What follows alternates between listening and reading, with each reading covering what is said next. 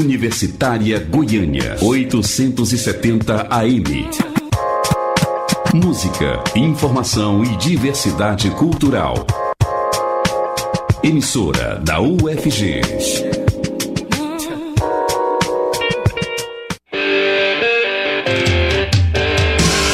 Começa agora o Estação Esportiva.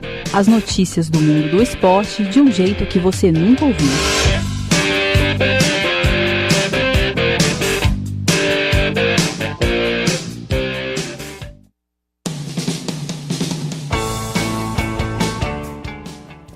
Muito boa noite a você, ouvinte que está ligado na Universitária pelos 870 AM do seu rádio ou conectado pelo nosso site www.radio.ufg.br. Está começando agora o Estação Esportiva, uma produção dos estudantes de jornalismo da Universidade Federal de Goiás. E quem vai estar com você nesse início de noite de sexta-feira sou eu, Daniela Vessiani, hoje acompanhada da Mariana Siqueira. Muito boa noite para você, Mariana. Boa noite, Dani. No programa de hoje, no quadro Cabine 10, você confere quem foi as novidades da seleção brasileira que teve convocação hoje. Você vai conferir também o documentário Doutoras da Bola, com um olhar feminino sobre o jornalismo esportivo. Além disso, vamos trazer as principais notícias do que está acontecendo no futebol goiano. Tudo isso e muito mais você acompanha na sequência do Estação Esportiva de hoje.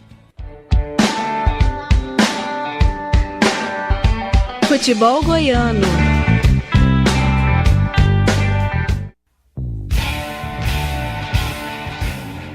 Daqui a pouco, o Vila Nova vai encarar o CRB no estádio Serra Dourada e a partida é válida pela 21ª rodada da Série B. As equipes se enfrentam em momentos opostos na competição. Enquanto o Tigre Goiano tenta voltar ao G4, a equipe alagoana passa por uma crise e espera vencer para reagir no campeonato. Sem Alain Mineiros, que está suspenso, a tendência é que Elias assuma a camisa 10 do time colorado. E no ataque, Ramon deve voltar a ser titular na vaga de Alex Henrique. Léo Itaperuna, recém-contratado, também está na disputa por uma posição. No lateral, Helder, recuperado de lesão, disputa a vaga com Gaston Filgueira. Sendo assim, a provável escalação do Vila é a seguinte: Matheus Pazinato no gol, Maguinho, Wesley Matos, Diego Giareta e Gaston Filgueira na defesa. Moacir, Wellington Reis e Elias no meio-campo e no ataque, Matheus Anderson, Vinícius Leite e Ramon. A peleja está marcada para as 8h30 da noite.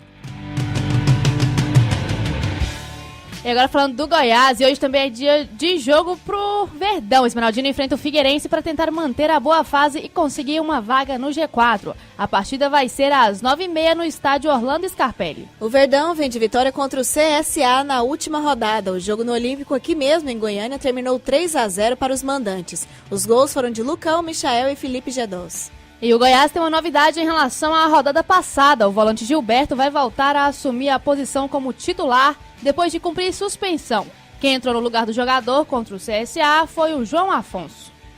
E a provável escalação para o confronto de hoje conta com Marcos no gol, compondo a defesa Alex Silva, David Duarte, Vitor Ramos e Hernandes. E no meio-campo, Gilberto, Giovani e Renato Cajá. E os nomes do ataque são Felipe Garcia, Lucão e Michael.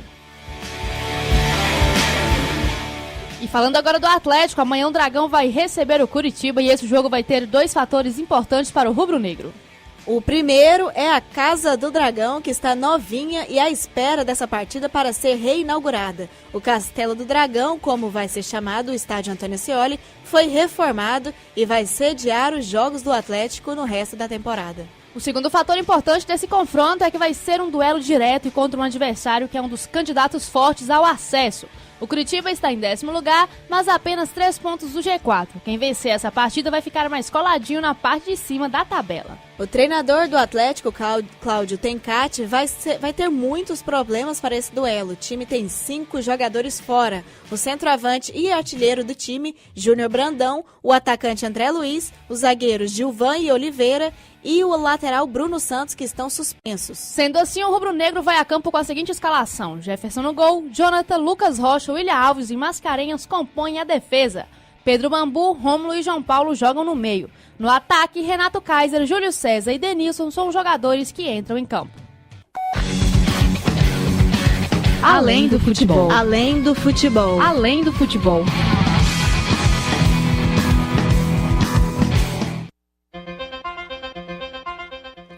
O projeto Doutores da Bola é um laboratório esportivo aqui na Rádio Universitária destinado a estudantes da UFG. Pois é, Mariana, o projeto já existe há 18 anos e cada vez mais as mulheres estão conseguindo conquistar seu espaço nessa área tão machista do jornalismo. Para saber um pouco mais sobre o assunto, ouça agora o documentário Doutoras da Bola, produzido pela jornalista Núbia Alves. A partir de agora, você vai ouvir Doutoras da Bola, um documentário radiofônico sobre as mulheres no jornalismo esportivo.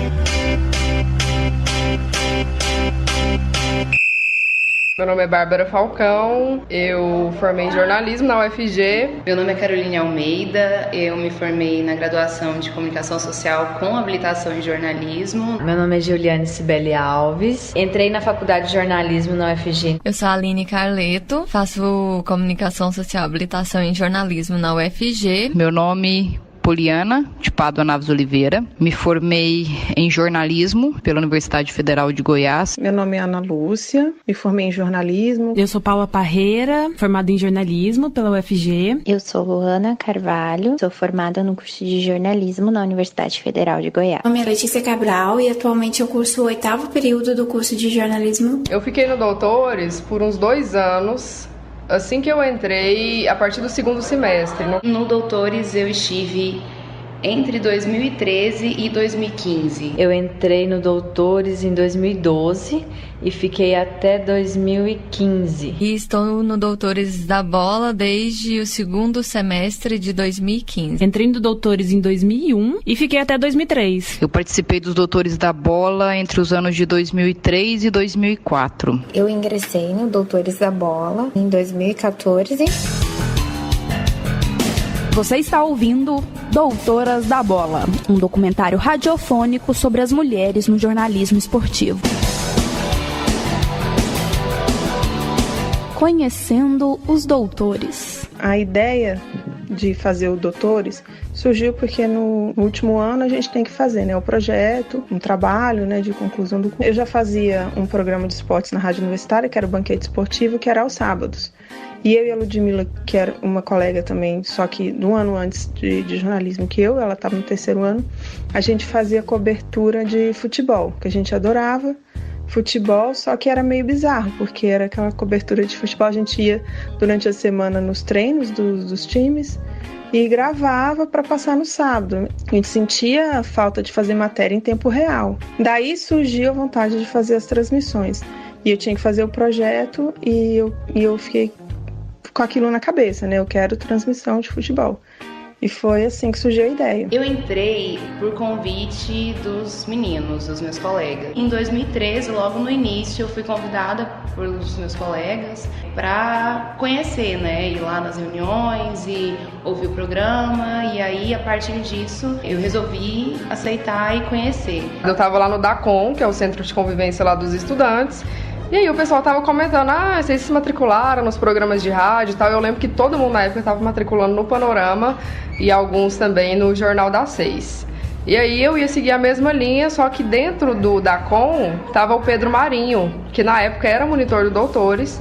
E aí ele falou, não, matricula no Fanático, no Doutores, são programas de esporte, a gente tá precisando muito de gente, não tem ninguém. Sempre me interessei por rádio, sempre achei interessante e tinha esse laboratório da Rádio Universitária. E eu comecei pelo Jornal das 6.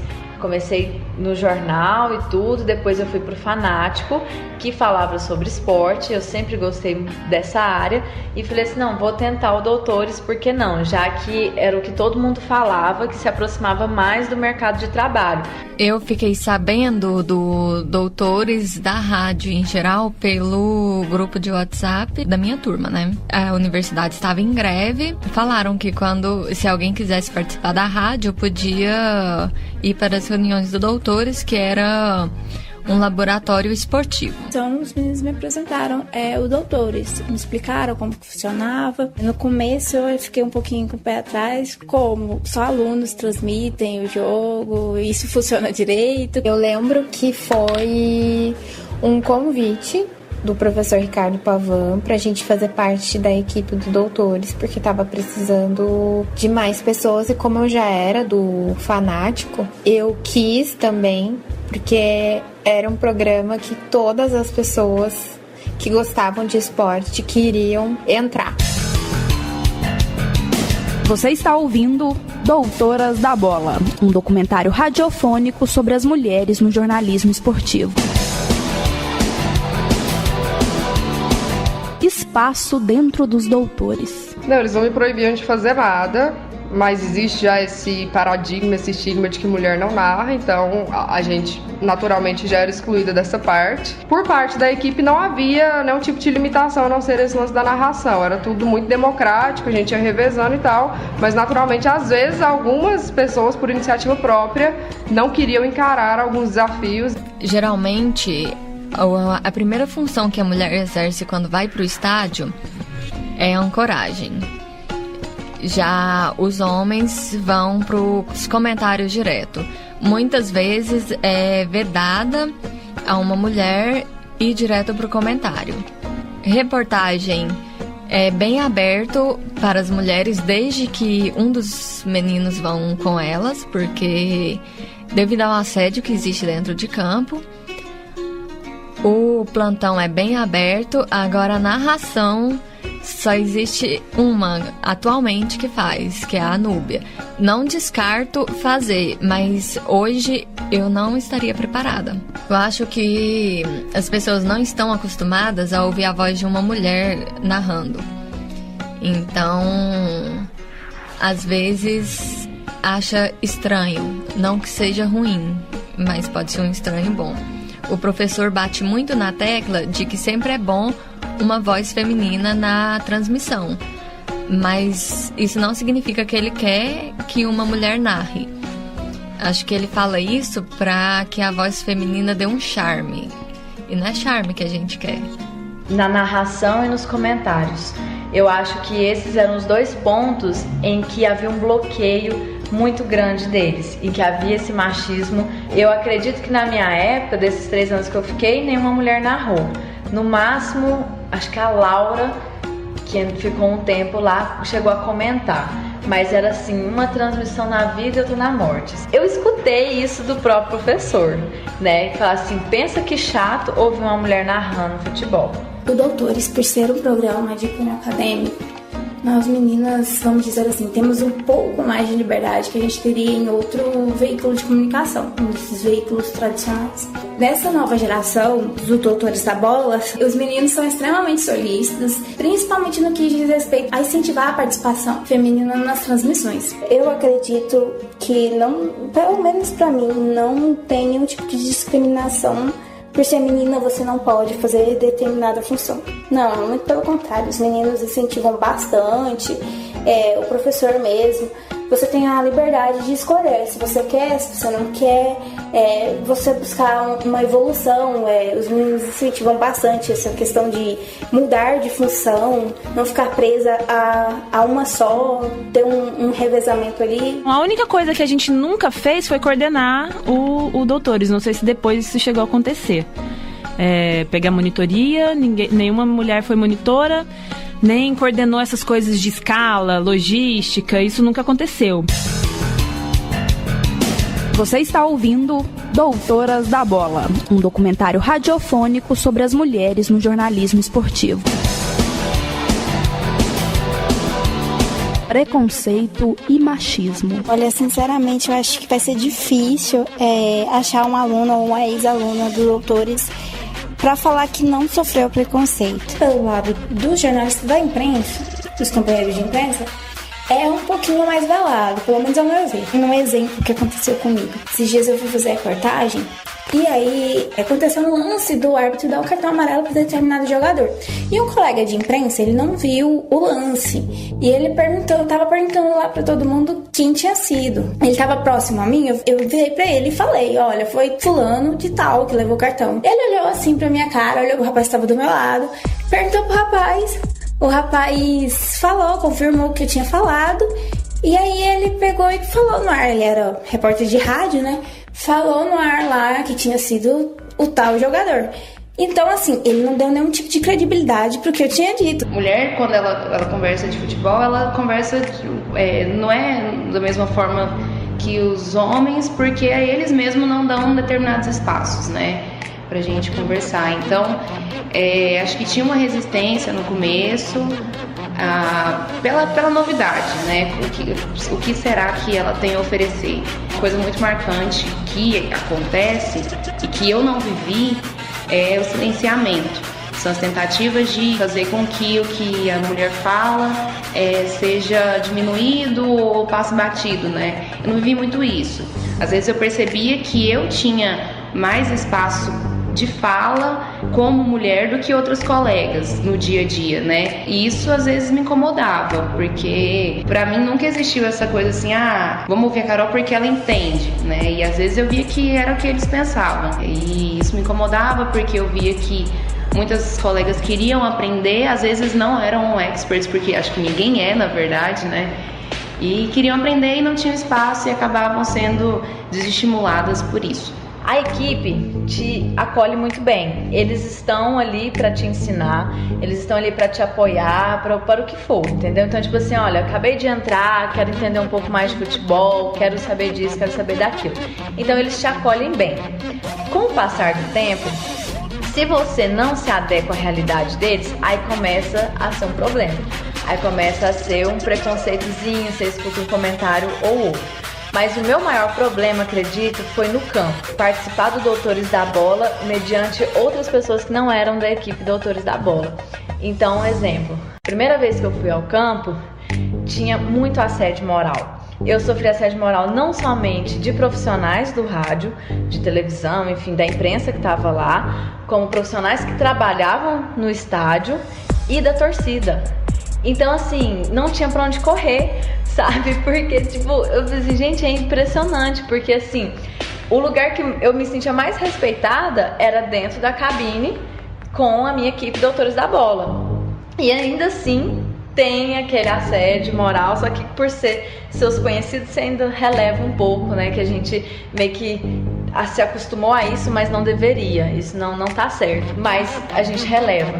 Mas mediante aos outros profissionais, mediante torcida, eu não sei se foi a primeira ou a segunda vez que eu fui cobrir como repórter, era o Campeonato Goiano, era acho que Atlético e Crack.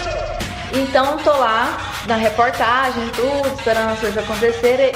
Torcida do Crack mínima, tinha umas 20 pessoas, eram muito. E eles estavam bem atrás de mim, naquela parte, né, onde fica a imprensa, e logo atrás estavam os torcedores. E começavam a gritar, repórter, gostosa. Eu pensei, gente, pelo amor de Deus, aquilo lá, além de te desconcentrar, porque você tá ali pra trabalhar, te desconcentra, os outros repórteres, todo mundo começa a te olhar diferente, sabe? Tipo assim, começa a querer puxar assunto pra tentar te defender, só que ao mesmo tempo ele tá querendo aproveitar da situação, sabe? Então assim, é muito constrangedor, é horrível. Por que eles não gritam isso pros homens que estão lá? Como é liderado por um homem, os meninos se sentem à vontade de vir, sempre prega um respeito, mas não existe aquela liberdade. Você está ouvindo Doutoras da Bola, um documentário radiofônico sobre as mulheres no jornalismo esportivo. O legado dos doutores. O Doutores, ele pode te ajudar em qualquer área possível que você for atuar. Porque ali você tem um contato direto com a profissão, você tem contato direto com profissionais da área, você tem que saber lidar com as mais diversas adversidades, problemas técnicos, você tem que saber improvisar. Improvisar, acho que é a coisa mais bacana que tem no programa, no Doutores, que é essa questão de improvisar. Você sai ali com um jogo de cintura muito melhor do que quando você entrou. Você evolui muito, tanto na vida acadêmica como também na vida pessoal. Se não fosse Doutores, eu não estaria onde eu estou hoje, inclusive. E eu acho que o Doutor, ele mostra pra gente que você pode chegar onde você quiser, porque lá dentro realmente você pode chegar onde você quiser. Então ele mostra que não há limites. Eu acredito que a experiência nos Doutores da Bola, principalmente pelo fato de o ambiente dentro da rádio universitária ser muito diverso, ser muito acolhedor nesse sentido de gênero, a gente nunca teve esse tipo de discriminação. Isso fez que eu tivesse essa confiança de não parar por causa das piadinhas ou por causa de algum tipo de preconceito. Essa confiança, eu acho que foi comigo e que me levou para continuar dentro dessa carreira, dessa área do jornalismo. Eu não posso dizer que vai ser um futuro maravilhoso, né? Mas eu vejo as mulheres em cargos mais decisivos, não sem limitações machistas, né? Elas vão diminuir à medida que vão ser enfrentadas. Se enfrentarmos, elas vão diminuir, assim. Acho que isso vai acontecer. Não sei dizer se a mulher vai ser vista nesses espaços mais naturalmente, mas acredito que sim. E acho que elas vão ocupar espaços que nunca ocuparam. A minha experiência dentro do Doutores da Bola foi a melhor que eu tive, uma das melhores que eu tive. Contribuiu muito para quando eu trabalhei na Copa de 2014, que teve aqui no Brasil. E eu tenho certeza, assim, que foi a porta que precisava abrir para eu exercer a minha função de jornalista na Copa do Mundo. Foi o Doutores da Bola que abriu as portas para mim. Tanto que eu falo do Doutores com muito carinho, porque eu tenho muito carinho. Foi uma época muito legal da minha vida, muito boa, que me trouxe muita experiência boa, que me possibilitou muitas coisas, muita experiência, conhecer muitas pessoas e isso acho que assim não tem faculdade que te dê. É essa experiência só.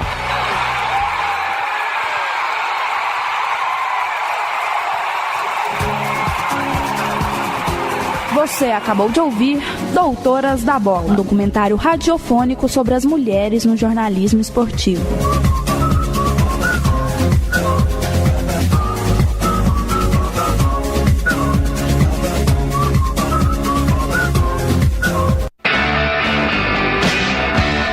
Cabine 10.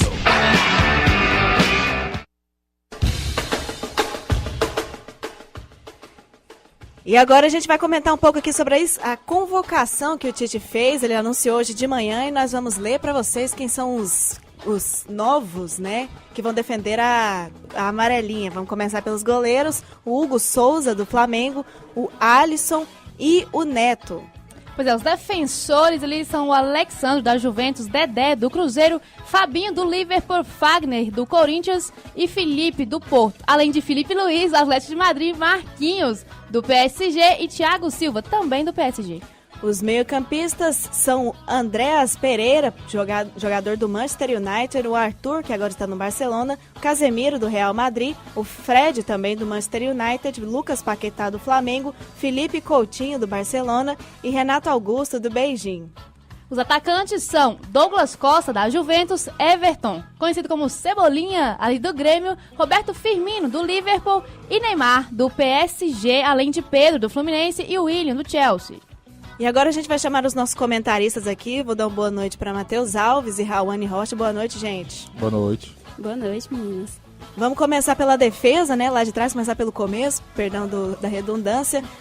Nós temos aí uma novidade, que é o Hugo Souza, do Flamengo, o quinto goleiro do Flamengo, né, de 19 anos. E ainda temos os goleiros, o Alisson e o Neto, um pouco mais experiente, o Neto nem tanto, com 20 anos. E na defesa, Alexandro, Dedé, Fabinho, Fagner, Felipe, do Porto, Felipe Luiz, Marquinhos e Thiago Silva. E aí, qual é a opinião de vocês sobre essa nossa parte da defesa, a zona de defesa?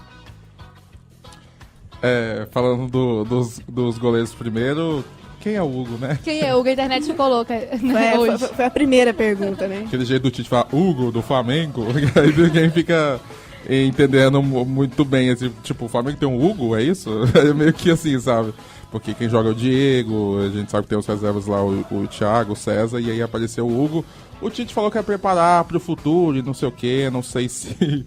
Não confio muito nessa não, viu? Me pareceu uma coisa muito obscura, melhor não dar muita opinião sobre isso não. Um goleiro de 19 anos ser convocado assim, pra preparar pro futuro...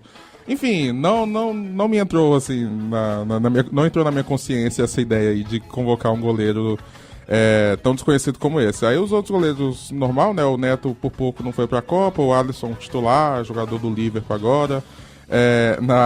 Mais à frente o Dedé do Cruzeiro, merecidíssimo a convocação do Dedé, como tá bem, né? Se recuperou depois de muito tempo ali com lesões nos joelhos, né? O Dedé quase que teve que acabar com a carreira. O Felipe... Aqueles homens de confiança do Tite, né? O Felipe jogou no Corinthians, agora tá na Europa, e a manutenção dos dois zagueiros normal. Chama a atenção também o Fabinho, convocado como lateral pelo lado direito, ele faz bem essa função, mas foi contratado pelo Liverpool para jogar como volante. Só que aí para a seleção ele vai como lateral. É só deixar uma informação aqui sobre o Hugo, que ele foi titular em 3 das 9 partidas do time, que levou apenas um gol na competição pelo Flamengo. E ele foi titular na seleção sub-20 no empate de 1-1 contra o México, né? Quer falar alguma coisa, Raoni?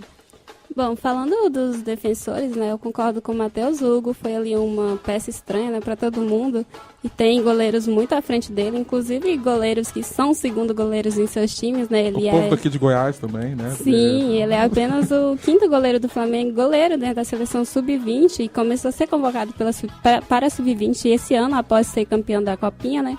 E ele fez apenas 2 jogos na seleção sub-20 em março, foi titular em 1 contra o México, ficou empate em 1-1. Mas foi assim, estranho, ninguém entendeu até agora, né, essa convocação. Pensando no futuro, ele teria que pensar já na seleção principal agora, né? Porque ele convocou muitos jogadores, alguns remanescentes da Copa. E eu concordo com a convocação ali dos defensores, né? Sobretudo por Thiago Silva, porque ele foi muito bem na Copa. Mas essa renovação já deve vir agora, nas primeiras escalações que ele vai fazer. Porque ano que vem, ano de Copa América, já é a primeira competição importante para esses jogadores do novo ciclo. Pois é, ali agora falando do meio campo, uma curiosidade é o Andreas Pereira, né, que nasceu na Bélgica e foi naturalizado brasileiro ali em 2014. É apenas o 4º, né, estrangeiro a ser chamado para a seleção. O que vocês acharam? Vou começar pela Raoni. O que você achou dessa convocação aí desse jogador? E depois, só o Matheus já quiser completar, o Lucas Paquetá, que não foi surpresa pra ninguém. Surpresa seria se ele ficasse fora, né? O Andrés foi uma surpresa, né, pra gente. Pra mim, pelo menos, eu não esperava ver o nome dele na convocação. Não era um jogador, pra mim, esperado, porque não vinha sendo convocado, nem entrou na lista de suplentes. Não estava no meu radar da seleção, pelo menos. Mas eu fiquei surpresa com a convocação dele, um jogador que decidiu jogar pela seleção brasileira, né? A Bélgica, como sabemos, é uma seleção que vem desde 2014 se colocando ali entre as melhores do mundo. Vimos eles na Copa de 2018 agora.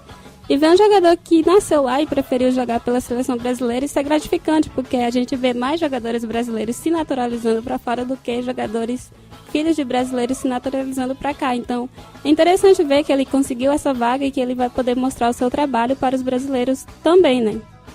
E agora falando do Paquemito, o Paquetá, que pouca gente lembra que o nome é Lucas, né?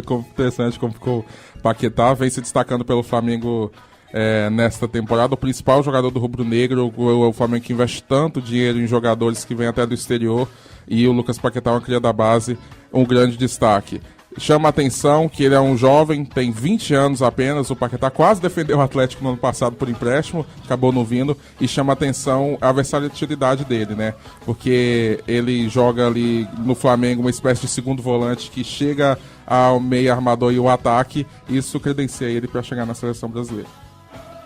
E agora, rapidinho aqui, uma nota para vocês, pro Pedro, porque ele tá sendo convocado agora também 21 anos e tá indo muito bem no Fluminense, né? Rapidinho aqui, só pra gente encerrar. Só tem ele, assim, desse centroavante clássico, né? Que lembra ali o Fred, né? O Ronaldo, aquele cara pra fazer gol, e tá muito bem pelo Fluminense. Ainda bem que foi convocado, merecia demais. Concordo com o Matheus. Então é isso, agora a gente vai para o encerramento do programa, já são 6h59 e chega o fim da Estação Esportiva dessa sexta-feira, dia 17 de agosto. Apresentação de Daniela Vessiani e Mariana Siqueira. Produções e reportagens de Raoni Rocha e Tandara Reis. Com comentários de Matheus Alves e Raoni Rocha. Com monitoria de Daniela Vessiani, Mariana Siqueira e Tandara Reis. Orientação do professor Ricardo Pavão, com direção geral de Márcia Borati. Trabalhos técnicos de hoje foram de Ana Cláudia Rezende. A Estação Esportiva é produzida por estudantes de jornalismo da UFG. Boa noite a você, ouvinte. Boa noite, Dani. Muito boa noite para você, Mariana, e muito boa noite para você, ouvinte. A Estação Esportiva volta na segunda às 6h30 da noite. Na sequência, você fica com o programa A Voz do Brasil. E fica por aqui o Estação Esportiva. A sua resenha diária sobre todas as competições do esporte.